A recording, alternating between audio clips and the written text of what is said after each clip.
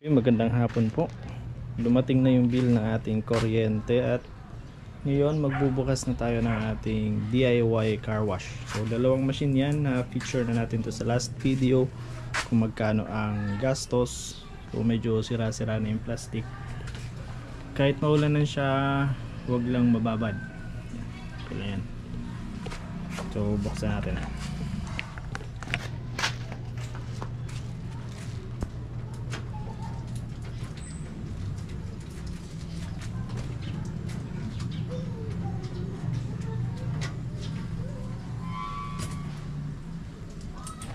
So may nag-comment sa atin nung nakaraan na dahil nasa isang lalagyan lang yung machine tapos yung hulugan, dahil sa vibration nasisira daw yung machine. Sa ngayon nakalagpas isang taon naman siya, hindi pa siya nasira. Okay naman siya kahit sa vibration. Nilagyan ko lang ng rubber dyan sa ilalim. Ito walang rubber yan, kaya okay na okay siya. Ang problema nila, naputol na yung susi, itong parte nya. So ito. So nasira na yung plastic, kaya ito na lang yung susi nya. So lagay natin, kuha tayo ng plies. Yan, tapos bubukas na yan. So yan po, konti lang, bilangin natin sa loob, tsaka yung isa naman.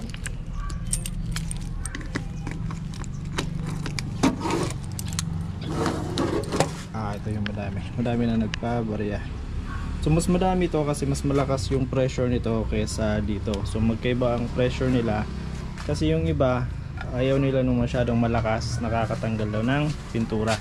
Yung iba naman gusto ng malakas talaga. So yan po yung ating mga libreng sabon. So yan ang nagpapalakas ng ating car wash kasi meron na silang sponge, may balde, may tubig, mag-wash na sila. So yan, tali natin sa loob at bilangin natin. Tara.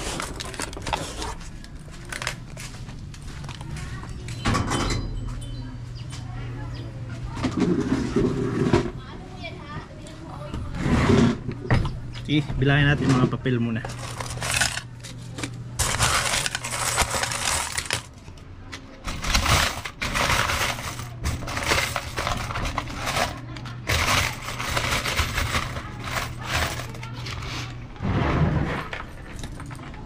So nagbubukas kami nito pag dumating na yung bill sa kuryente. So ang bill namin sa kuryente ay kasama na yung sa bahay. Sa bahay, dalawang electric fan at saka isang freezer. Ang bill namin ay 916. So assume na lang natin na ang dalawang machine sa isang buwan nasa 400 pesos lang ang konsumo.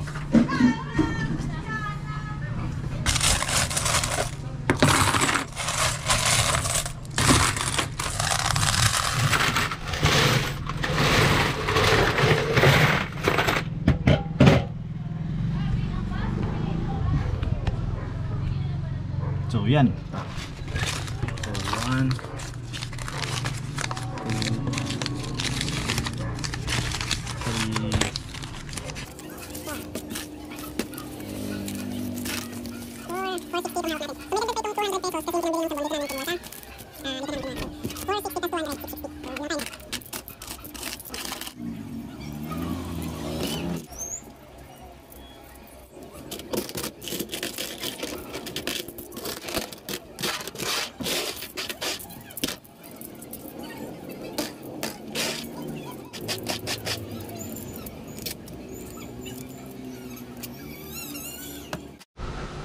So ito po yung total ng ating car wash.